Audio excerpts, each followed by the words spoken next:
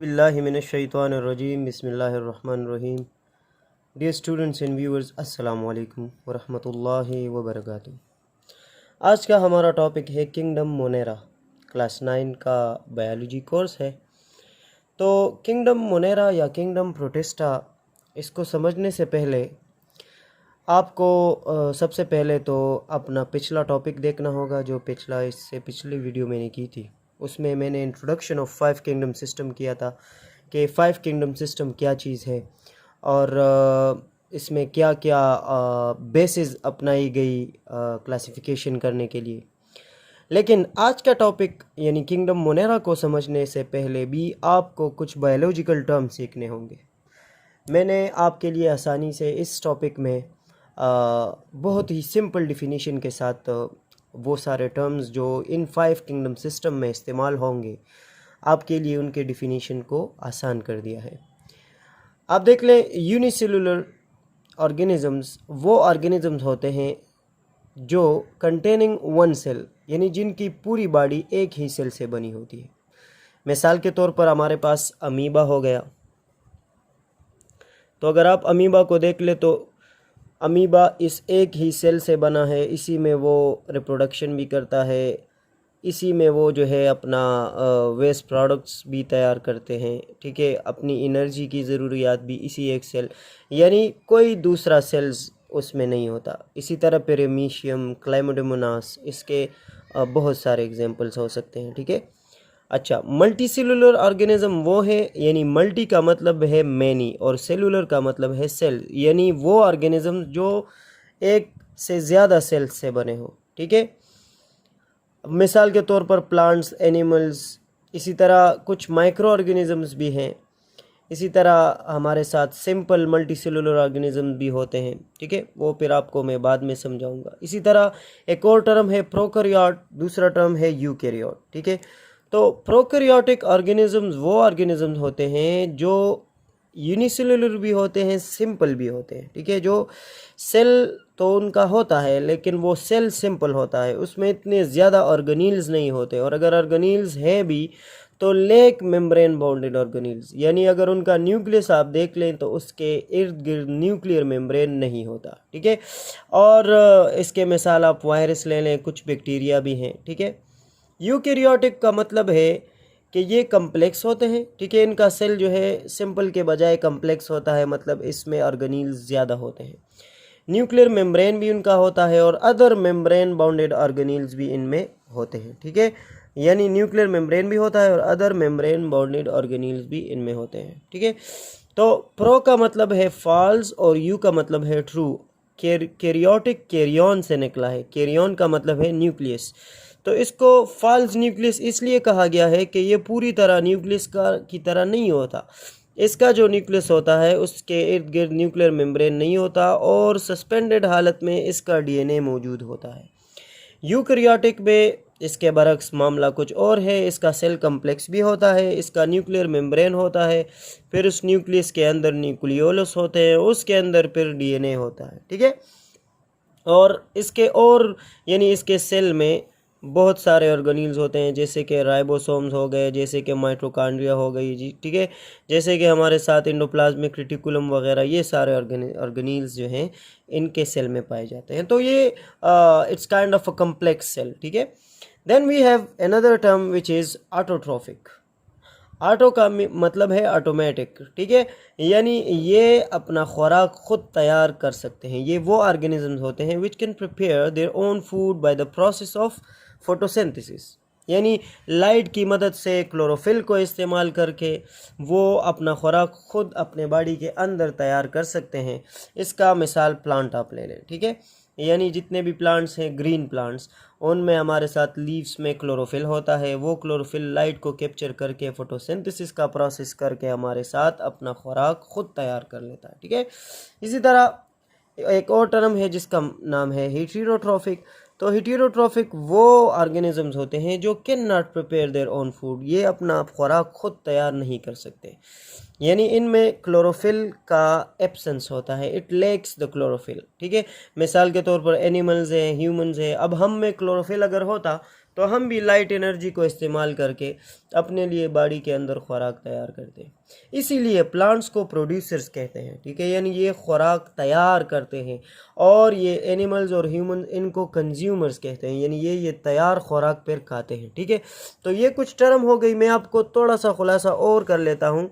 Unicellular एक cell से बने, मल्टीसेलुलर ज़्यादा सेल से बने, प्रोकैरियोटिक सिंपल लेकिंग मेम्ब्रेन, ठीक है, eukaryotic complex cell having membrane bounded organelle. फिर हमारे साथ ऑटोट्रोफिक आ जाता है जो अपना खुराक खुद तैयार करता है, हेटरोट्रोफिक जो अपना खुराक खुद तैयार नहीं कर सकता। So this was all about the biological terms जो कि आपको इन किंगडम्स में समझने के लिए आपको इसमें मदद देंगी, ठीक है। तो अब किंगडम मोनेरा को स्टार्ट करते हैं जो हमारे साथ यहाँ है, ठीक है। किंगडम मोनेरा प्रोकैरियोटिक है, ठीक है। प्रोकैरियोटिक आपको मैंने समझा दिया कि वो कम्प्लेक्स नहीं होते, सिंपल होते हैं, मेम्ब्रेन बाउंडेड ऑर्गेनिज्म में नहीं होती। इसी तरह इस किंगडम मोनेरा में उन ऑर्गेनिजम्स को रखा गया जो यूनिसेलुलर है। कुछ ऑर्गेनिज्म ऐसे हैं जो क्लस्टर्स में होते हैं, यानी इसी तरह ग्रुप की शक्ल में रहते हैं। यूनिसेलुलर होते हैं लेकिन ग्रुप की शक्ल में एक दूसरे से अटैच होते हैं, इस वजह से इनको क्लस्टर्स या कॉलोनीज कहा जाता है, ठीक है। इस तरह इनमें जो मोस्टली ऑर्गेनिज्म होते हैं वो हेटेरोट्रोफिक होते हैं, यानी वो अपना खुराक खुद तैयार नहीं करते। सम आर ऑटोट्रोफिक, कुछ ऐसे हैं जिनमें क्लोरोफिल होता है जिसकी वजह से वो अपना खुराक खुद तैयार कर सकते हैं। एग्जाम्पल्स हमारे साथ बैक्टीरिया और सायानोबैक्टीरिया। अब ये बैक्टीरिया जो है ये खुद खुराक तैयार नहीं कर सकता, और सायानोबैक्टीरिया जो है ये एग्जाम्पल है ऑटोट्रोफिक मोनेरन का, ठीक है, यानी इसमें ये ऐसा ऑर्गेनिज्म है कि ये अपना खुराक खुद तैयार कर सकता है। अब ये हमारे साथ किंगडम मोनेरा की खुसूसियात हो गई, ये इसके एग्जाम्पल्स हो गए। Now let's get towards kingdom protista. तो किंगडम प्रोटिस्टा याद रखें ये इसमें यूकैरियोटिक यूनिसेलुलर ऑर्गेनिज्म होते हैं। यूकैरियोटिक का मतलब है कि इसका सेल तो कम्प्लेक्स होगा, मेम्ब्रेन बाउंडेड भी होगा, लेकिन एज अ होल ये ऑर्गेनिज्म यूनिसेलुलर होगा, ठीक है। और अगर इससे एडवांस थोड़ा हो जाए तो सिंपल मल्टीसेलुलर भी इनमें पाए जाते हैं। इसका मतलब ये है कि ये ऑर्गेनिज्म मल्टी सेलुलर तो है, लेकिन ये एनिमल्स और प्लांट्स और ह्यूमंस की तरह नहीं कि इनका कम्प्लेक्स बॉडी हो, उसमें डाइजेस्टिव सिस्टम अलग हो, एक्सक्रीटरी सिस्टम अलग हो, नर्वस सिस्टम अलग हो। नहीं नहीं नहीं, सिर्फ ये है कि एक से ज़्यादा सेल्स होते हैं, और इनका ख़ास डिफरेंस अगर आप देख लें तो सिंपल मल्टीसेलुलर और एडवांस या कम्प्लेक्स मल्टीसेलुलर में फ़र्क ये है कि सिंपल मल्टीसेलुलर में हमारे साथ इम्ब्रियो नहीं बनती। जिस तरह जाइगोट बनता है और जाइगोट की डेवलपमेंट से फिर हमारे साथ इम्ब्रियो बनता है, प्लांट्स में, एनिमल्स में, ह्यूमंस में, ठीक है। इसी तरह यानी इनका ज़्यादातर रिप्रोडक्शन एसेक्सुअल होता है। तो ये इस तरह के मल्टीसेलुलर होते हैं, इस तरह नहीं जिस तरह हमारे साथ हायर जो मल्टीसेलुलर ऑर्गेनिजम्स होते हैं। अब किंगडम प्रोटिस्टा में इन्होंने 3 ग्रुप्स रखे हैं, ठीक है। ये ऐसा ग्रुप है ये प्रोटिस्टा के, इसने क्लासिफिकेशन सिस्टम को हमारे लिए आसान रखा। यानी किंगडम मोनेरा में हमने तमाम प्रोकैरियोट और यूनिसेलुलर को रखा, और किंगडम प्रोटिस्टा में हमने सारे एम्बिगुअस ऑर्गेनिजम्स रखे। इनमें हमने प्लांट जैसे भी रखे, एनिमल जैसे भी रखे, एनिमल और प्लांट से अलग जैसे भी रखे, आपको अभी समझ आ जाएगी, ठीक है। तो इनमें यूकैरियोटिक यूनिसेलुलर ऑर्गेनिजम्स को रखा गया। अब आप फर्क देख लें, वहाँ प्रोकैरियोटिक था, ठीक है, यानी सिंपल ऑर्गेनिज्म। यहाँ पर यूकैरियोटिक तो हैं लेकिन यूनिसेलुलर ऑर्गेनिजम्स हैं। फिर अगर मल्टीसेलुलर हैं तो वो भी सिंपल है, यानी कम्प्लेक्स मल्टीसेलुलर इनमें नहीं होते, ठीक है। तो इस बिना पर इनको 3 टाइप्स में डिवाइड किया गया। एक ग्रुप इसका है अल्गी जो कि यूनिसेलुलर है, और कभी कभी कॉलोनी या सिंपल मल्टीसेलुलर ऑर्गेनिज्म की के तौर पर भी पाया जाता है। अब अल्गी जो प्रोटिस्टा का एक सब ग्रुप है, ये रिजेंबल करता है प्लांट को, क्योंकि इसमें सेल वॉल होता है और क्लोरोफिल होता है। तो सेल वॉल हायर प्लांट्स में भी है और क्लोरोफिल भी प्लांट्स की खुसूसियत है, क्योंकि इसकी वजह से प्लांट अपना खुराक खुद तैयार करते हैं। इसी तरह इसका किंगडम प्रोटिस्टा का हमारे साथ दूसरा जो ग्रुप है वो है प्रोटोजोअन्स। प्रोटोजोअन्स सिंपल ऑर्गेनिजम्स होते हैं, और इनका रिजेंबलेंस जो है वो एनिमल की तरह होता है। मतलब इसमें ना तो सेल वॉल होता है, it lacks the cell wall, and it also lacks the chlorophyll, इसमें क्लोरोफिल भी नहीं होता। यानी ये अपना खुराक खुद तैयार नहीं करते, और ये एनिमल की खुसूसियत है, वो भी हिट्रोट्रोफिक होते हैं। ठीक है, हिट्रोट्रोफिक का क्या मतलब, जो can not prepare their own food. समझ आ गई आपको बात। अब थर्ड जो इसका सब ग्रुप है प्रोटिस्टा का, वो है फंजाई लाइक।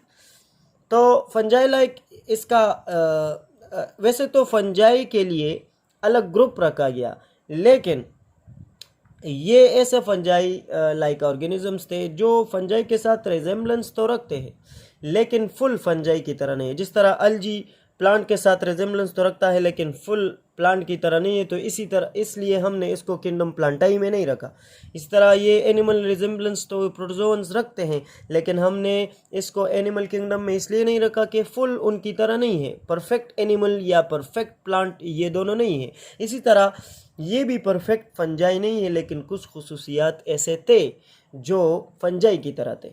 तो फंजाई लाइक इसलिए है कि इसमें सेल वॉल जो है वो काइटिन से बना होता है, और इसमें स्पोर्स प्रोडक्शन होती है। ठीक है, यानी ये रिप्रोडक्शन स्पोर्स से करता है। तो ये हमारे साथ ये प्रोटिस्टा जो किंगडम है, ये मुझे ख़ास तौर पर पसंद इसलिए है क्योंकि किंगडम प्रोटिस्टा जो है, इसने क्लासिफिकेशन सिस्टम का सर दर्द ख़त्म कर दिया है। यानी जो ऑर्गेनिज्म आपको लगे कि यार ये तो ना प्लांट में एडजस्ट हो सकता है, ना एनिमल्स में एडजस्ट हो सकता है, ना फंजाई में, ना मोनेरा में, तो आप उसको किंगडम प्रोटिस्टा के इन 3 ग्रुप्स के साथ आप उनको एडजस्ट कर सकते हैं। ठीक है, so this was all about kingdom Monera and kingdom protista. उम्मीद करता हूँ आपको आज का टॉपिक समझ आया गया होगा। आज जो मैंने आपको टर्म्स समझाए, कोशिश कर ले कि इनके कंसेप्ट्स को क्लियर कर ले। ये जो टर्म्स हैं ये आपकी बायोलॉजी में आगे भी काम आएंगी। मैं हर टॉपिक से पहले कोशिश करता हूँ कि आपके लिए उस टॉपिक को समझने से पहले उनके जो बायोलॉजिकल टर्म्स हैं वो आपको क्लियर कर दूँ, तो फिर आपको कोई भी टाइम नहीं लगेगा। 2-3 मिनट में आप पूरा टॉपिक कवर कर सकते हैं। Wish you best of luck for your exams, और हमें अपनी दुआओं में याद रखें। अल्लाह ताला आप और आपके वालिदैन को अपने ख़ास फजल और रहम में रखे। आमीन सुम्मा आमीन। वस्सलाम, खुदा हाफिज़।